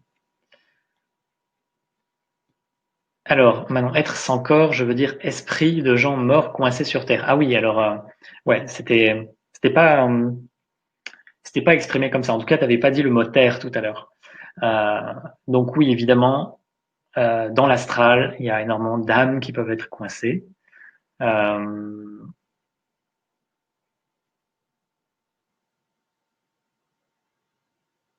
donc comment en faire que ça n'arrive pas? Ça se passe sur Terre de toute façon. Ça se passe en étant totalement désidentifié de l'illusion. Tout est là en fait dans cette matrice pour nous identifier à la matière, à ce que nous sommes, à l'ego, etc. Et c'est juste une magnifique école. En fait, on peut voir ça comme extrêmement négatif parce que quand on est englué dedans, c'est l'enfer. Mais c'est une merveilleuse école. Et en fait, quand tu es totalement libre de tout ça, donc en fait, à la mort, alors j'ai pas la certitude de ça. Attends. Quoi, en fait, quand on meurt, il y a des tests. Il y a des portes par lesquelles on passe qui sont des tests pour nous réincarner, pour nous refaire partir dans le cycle.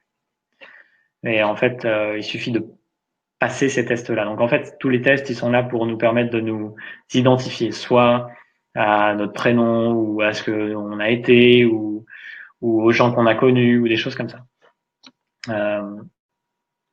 Et donc voilà, en fait, juste être libre de tout ça.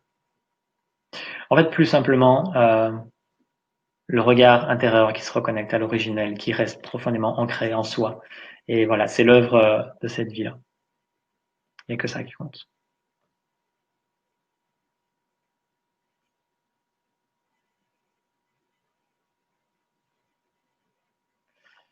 Ok, Viviane, merci pour ce partage. Oui, être perché, Hermel, c'est être éthérique. Oui, oui, c'est effectivement la conscience descend pas totalement dans le corps physique. Ouais.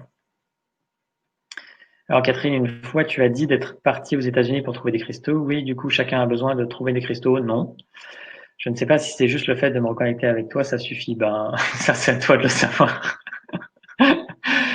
C'est à toi de le savoir, ouais. Mais en soi, non, il n'y a aucun besoin de se connecter physiquement. Pour certaines personnes, ça devient concret. Pour moi, ça a été nécessaire à un moment donné. Maintenant, je ressens que c'est beaucoup moins important. Maintenant, il y a la matrice qui est là chez moi et qui est surtout en soutien pour les personnes que j'accompagne. Et d'ailleurs, tout le monde peut s'y connecter. Hein. Et mais l'important, c'est voilà, ça peut servir à un moment donné, mais surtout de ne pas s'y sentir attaché. Mais potentiellement, juste s'y connecter à distance et être en lien avec leur vibration originelle suffit. Donc non, mais c'est à toi de ressentir si quand tu passes dans un magasin de pierres, tu as un véritable élan, par exemple, d'en acheter une, ben, qu'il en soit ainsi. Alors Laurine, je suis intéressée par certains ateliers, surtout par la session cristal. Mais j'ai trouvé nulle part sur ton site le lieu où tu exerces. En fait, j'exerce que à distance. Parce que par expérience déjà, c'est plus efficace. Et alors, sauf cas particulier où il y a intervention des mains, mais voilà, dans le cas des sessions cristal, ça intervient pas spécialement. Et donc voilà, par Skype ou par téléphone, c'est aussi simple que ça. Quelles énergies utilisent les Reiki, celles de la source, Manon? Non, pas celle de la source. C'est l'énergie du Reiki. Tout comme il y a différentes énergies de guérison. Maintenant, avec le Reiki, il y a un point de vigilance à avoir, c'est qu'il y a des entités qui peuvent être derrière ça, et donc qui peuvent avoir une influence extrêmement négative, et notamment sur la colère et tout ça. Ceci dit, ça peut aussi être une belle énergie. Dans mon ressenti, c'est une énergie quand même de l'ancien monde. Il y a des énergies qui sont plus en harmonie avec notre dynamique du moment. Maintenant, ça ne veut pas dire que vous ne devez pas le faire. Ça peut totalement servir dans votre expérience et vous pouvez être amené à le transmettre. Et, aucune barrière, en fait. Surtout, ne croyez absolument rien de ce que je peux dire. Soyez, je suis en train de me décrédibiliser totalement. Soyez juste centré sur ce que vous ressentez juste pour vous. Et voilà. Mais c'est pas l'énergie pure de la source. C'est l'énergie de la source à un moment donné qui est canalisée dans le réceptacle du Reiki. Aliona, quand on doit imaginer qu'on est cristal, quelle référence matérielle à prendre? Moi, pas comprendre, Aliona. Ouais, je comprends pas. Si tu peux reposer ta question. Claire, que sais-tu des êtres sans corps? Que sais-tu des êtres sans corps? On peut parler d'entité. Oui, bah, qu'est-ce que je sais de quoi? Enfin, en fait, il y en a plein des entités dans l'astral, ça grouille, ouais, des êtres de la nature, des entités de tout type, en fait. Certes, non, on va pas parler de positif, négatif. Tout est neutre de toute façon. Mais dans cette matrice, globalement, rien n'est gratuit dans l'astral. Absolument rien. Chaque fois que vous demandez l'intervention d'une entité, quelle qu'elle soit, il y a quelque chose, il y a un prix à payer.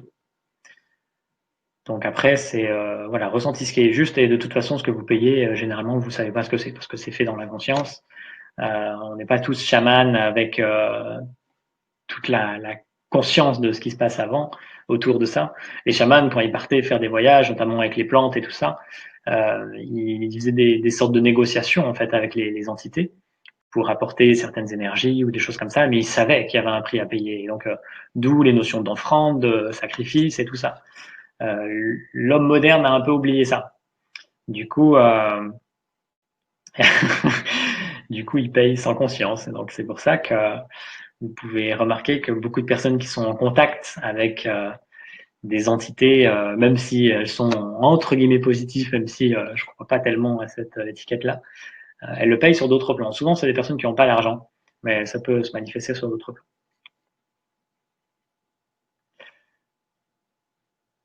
La vie est une école, Agnès, de quoi? Ouais, pour se retrouver, je dirais. C'est ça qui vient. Ok. Être ouvert et sceptique. Ouais, c'est comme le 5e accord Toltec. Soyez sceptique et apprenez à écouter.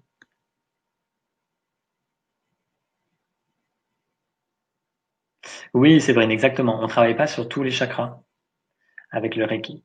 Exact. Donc, ça, effectivement, ça œuvre sur les 7 chakras principaux. Et aujourd'hui, l'être humain en a au moins 12 principaux et potentiellement beaucoup plus. Et surtout qu'ils sont plus séparés comme avant. Il y a vraiment une unification de tout ce qui se fait, notamment par l'énergie cristalline. Quand je parle de la source, Claire, merci de préciser, fais-tu référence au centième singe? Non. La source, c'est difficile de donner des définitions de la source. La source, c'est Dieu, c'est le vivant, c'est la conscience universelle, c'est la conscience qui pulse en chaque chose, c'est cette unité qui pulse en chaque chose, c'est une seule et même conscience. Je ne veux pas dire le mot énergie, conscience qui régit tout. Donc le centième singe, c'est différent. Le centième singe, c'est juste une création d'un égrégore, donc d'un amas de pensées qui agit sur le collectif. Ah Nadia, qu'est-ce que je pense des flammes sacrées de l'ascension? Si vous avez autant de questions, on y est pour la nuit. Hein. Qu'est-ce que je pense des flammes sacrées?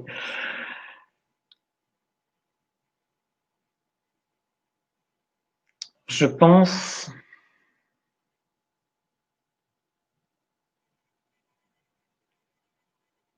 C'est totalement OK.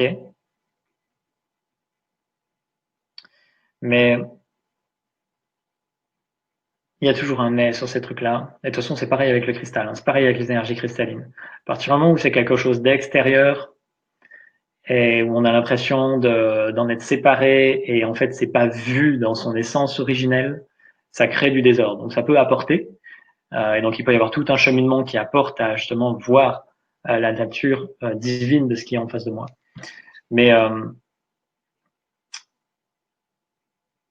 je sens que c'est borderline, les flammes sacrées aussi. Hein. Mais c'est différent du Reiki parce que ça couvre plus, c'est plus large. Je sens que ça demande aussi une véritable connaissance parce que chaque rayon est très différent. Il y en a 12, il me semble.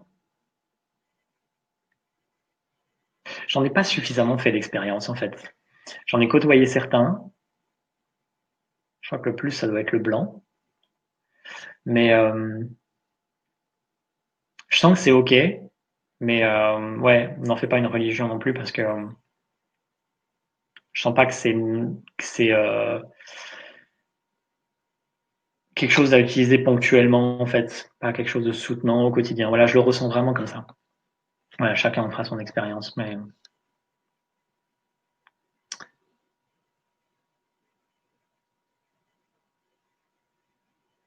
ah Chantal, mais j'avais vu Catherine, mais tout à l'heure quelqu'un a dit Catherine, moi c'est pas grave, pardon Chantal.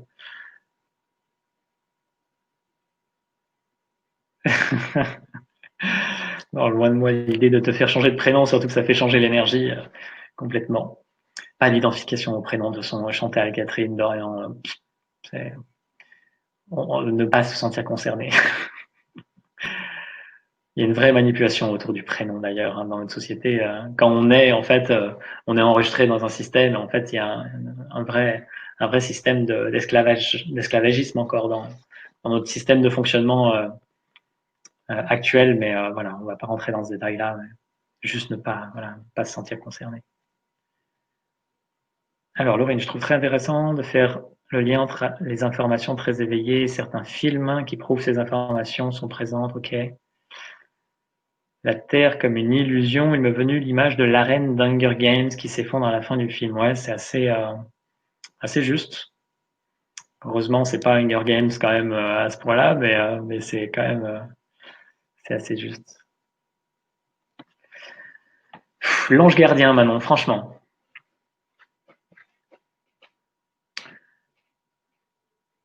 L'ange gardien. Est-ce qu'on a vraiment un ange gardien?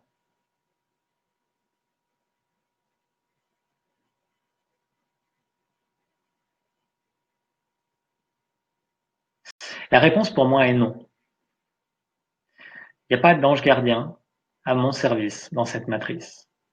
Par contre, j'ai vu plein d'archontes, d'entités qui me pompaient mon énergie quand j'étais pas conscient de ça. Ça, ouais, ça, il y en a à l'appel. Et la moindre ouverture pour ça, ils se jettent dedans. Ils nous pompent toute notre énergie, donc surtout au niveau de l'âme. Et après, ça peut être aussi une énergie émotionnelle, physique. Maintenant, encore une fois, ne croyez rien de ce que je peux dire. Pour moi, l'ange gardien, c'est une grosse illusion. C'est mon expérience. Et le jour où j'ai simplement remis en doute ça, et que j'ai coupé ce lien, ça a été immense. Juste immense. Maintenant, qu'il y ait des êtres qui nous accompagnent depuis les plans supérieurs, hors matrice, j'insiste bien, hors matrice, et qu'on puisse demander leur aide. Ouais, ils sont pas là, ils sont pas derrière nous à toujours voir ce qu'on fait. On puisse demander leur présence. Ok, peut-être. Même, c'est pas peut-être, c'est très certainement.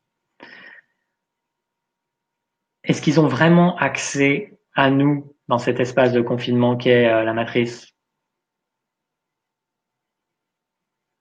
Je pense que ça demande une vraie maîtrise d'être en lien avec eux. Et à chaque fois que j'étais en lien avec eux, c'était uniquement par télépathie déjà. Aucune, voilà, c'est la vraie différence avec la canalisation.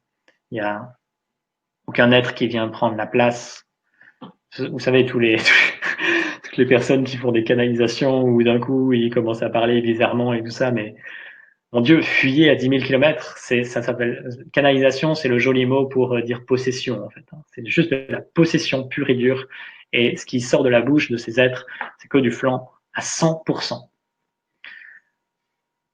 Encore une fois, ne croyez jamais ce que je peux dire. Mais voilà, l'ange gardien, faites votre expérience aussi. J'ai fait la mienne et j'ai retrouvé beaucoup d'énergie à ce moment-là et beaucoup de liberté aussi. Alors, selon certains enseignements, Armel, il n'y a pas de karma, mais seulement une énergie constante qui entraîne des compensations permanentes du chaos à l'harmonie. En fait, ça me paraît être plutôt une définition du karma, mais ouais, pas tout à fait. Si, moi, dans mon expérience, il y a du karma. Il y a du karma, en fait, quand il y a une attache. De façon ultime, il n'y a plus de karma. Quand la conscience est totalement absorbée en elle-même, il n'y a plus d'attachement, d'identification, et du coup, tout karma qui peut être créé est purgé instantanément. En attendant ce passage-là, il y a du karma. Et c'est juste une création. De façon ultime, le karma n'existe pas, effectivement. Chris, comment être sûr de la source à laquelle on se connecte? Eh bien, ça te demande d'être profondément connecté à toi-même. Tu ressens quand c'est profondément juste. Tout comme, par exemple, tu te connectes à une entité quelle qu'elle soit. Si tu es dans la recherche, tu vois, émotionnelle, de te connecter, tu retrouves un plaisir à le faire et tout ça, ça va forcément t'apparaître lumineux et positif et tout ça. Quand tu es profondément connecté à toi-même, tu peux voir le poteau rose. Tu peux voir qu'en fait, il y a un déguisement ou des choses comme ça. Donc en fait, c'est juste être connecté à toi. Plus tu es connecté à ta source, qui est la source, plus tu la reconnais partout autour de toi. Et tu reconnais tout ce qui n'est pas en harmonie avec ça.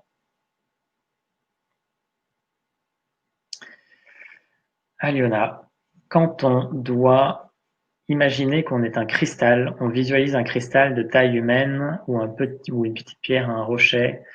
Euh, ouais, là, en fait, lâche l'idée. Là, il y a la notion, la partie qui s'exprime ici, c'est le bon élève qui veut bien faire. Et en fait, s'il n'y a pas ça. Donc, ce qui s'est passé à la dernière, effectivement, reconnaissance cristalline, il y a un moment donné où on est devenu effectivement cristal. Et ok,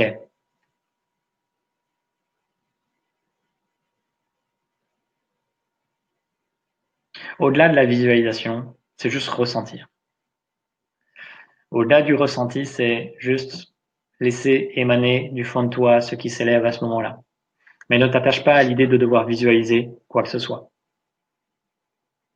Parce que là, il y a le bon élève et en fait, le bon élève récupère ces choses-là et du coup, le confine dans un espace où il se créera jamais grand-chose. Alors Pascal, comment faire pour que la séparation ne soit plus effective dans notre corps, notre cœur, notre esprit? Comment devenir un? C'est encore, dans mon expérience, il y a deux choses. La première, c'est effectivement que le regard s'absorbe en lui-même dans la profondeur de l'être. Ça, c'est priorité numéro une. Qu'il n'y ait plus personne aux commandes de ce corps, que ça s'exprime, que ça bouge, plus aucun contrôle. Juste ça vit, ça s'expanse à travers ce corps sans qu'il y ait intervention humaine. La seconde, ça peut être un exercice conscient de réunifier, comme on le fait dans l'initiation sur la vibration originelle, donc reconnexion à l'âme, à la vibration originelle, reconnexion au moi supérieur, à l'esprit, reconnexion à la source. Et en fait, une unification de tout ça. Et donc, c'est à la fois une notion de conscience. Et en fait, toutes ces choses-là, c'est déjà connu dans l'ADN, c'est déjà connu cellulairement, puisque dans nos moultes incarnations, on a déjà vécu ces choses-là. Et donc, il est juste temps, en fait, de réactiver ces mémoires. Et c'est pas une mémoire mentale ou une croyance, c'est une mémoire cellulaire, une croyance cellulaire, quelque chose d'atomique qui se réveille et qui prend toute la place. Et les énergies cristallines, évidemment, ramènent à cela aussi. L'unité cristalline est assez fabuleuse. Cette conscience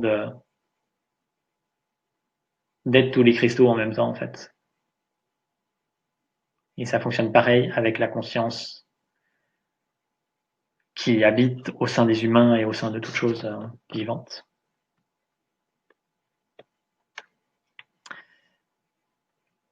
Ok, Gaël, que penses-tu des soins de Shambhala? J'en ai pas suffisamment, je connais pas en fait. C'est le Reiki Shambhala, hein, c'est ça? Je connais pas. Je connais que le Reiki Usui et tibétain, puisque mon père était, enfin est toujours d'ailleurs maître Reiki et j'ai été initié aussi. Et mais voilà, je connais pas Shambhala.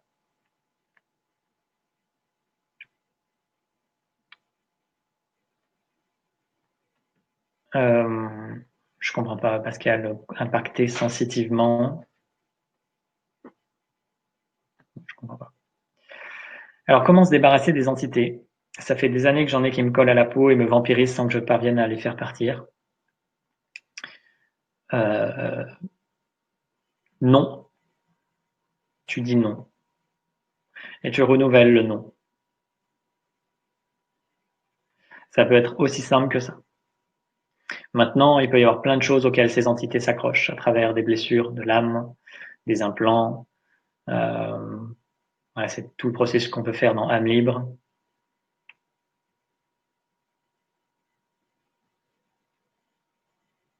Ouais, c'est un grand sujet en fait, donc je peux pas y répondre, mais la base, c'est dire non. Et ensuite de voir, ok, où est-ce que ça s'accroche, qu'est-ce qui a besoin d'être vu, aimé, lâché en moi, et, euh, et voilà, laisser partir ces entités.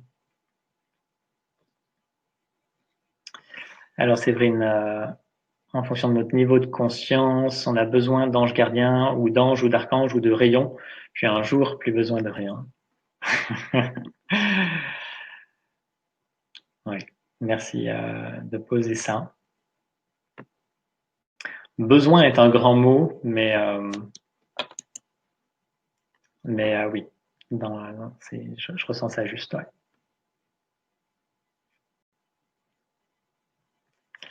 Avec joie, Chantal. Alors Julie, si on passe à la 5D, c'est sûrement mieux que maintenant. En fait, ça donne l'illusion d'être mieux. C'est pour ça que je parle tout le jour de la conscience 5D. Même si voilà, je tends à me détacher de ces notions parce que parce que ça apporte de la complexité, je trouve, au discours, mais le monde 5D sera juste un monde 3D amélioré. Et il n'empêchera pas la matrice, la matrice, qu'on soit en matrice 3D ou en matrice 5D, elle sera certainement encore plus perfectionnée. C'est juste que ça sera plus doux, certainement, à l'intérieur, donc la vie plus facile, mais ça n'empêchera pas de se faire recycler d'incarnation en incarnation.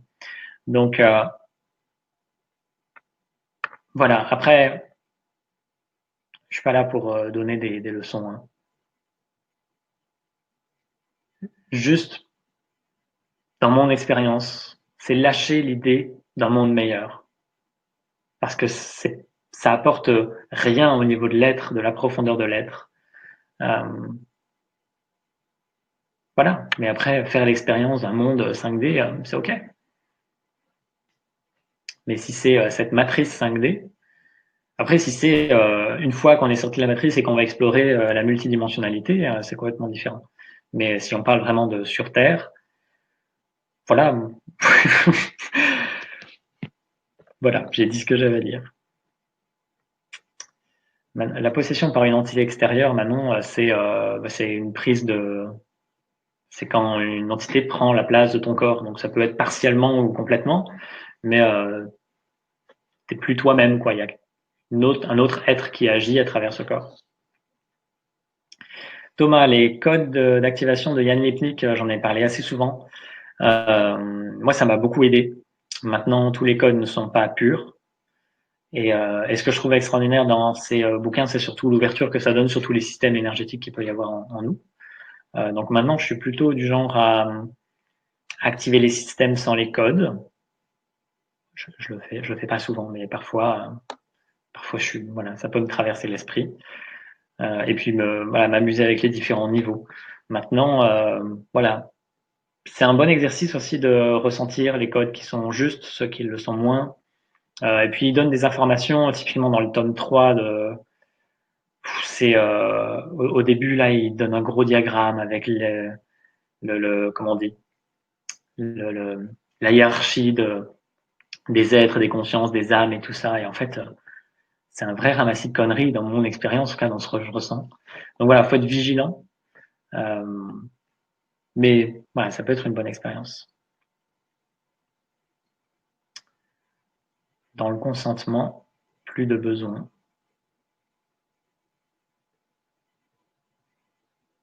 Je comprends pas.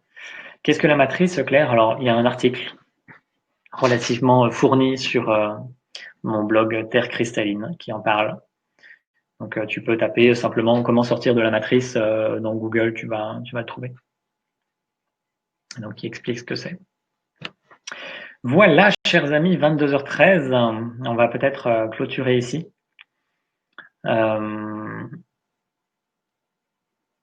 Une entité peut-elle posséder un esprit ou une âme? Oui, évidemment.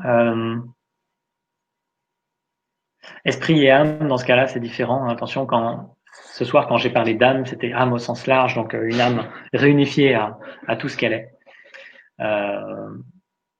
Mais oui, j'ai pas la réponse claire à ça, mais oui, clairement, ça peut posséder l'un ou l'autre.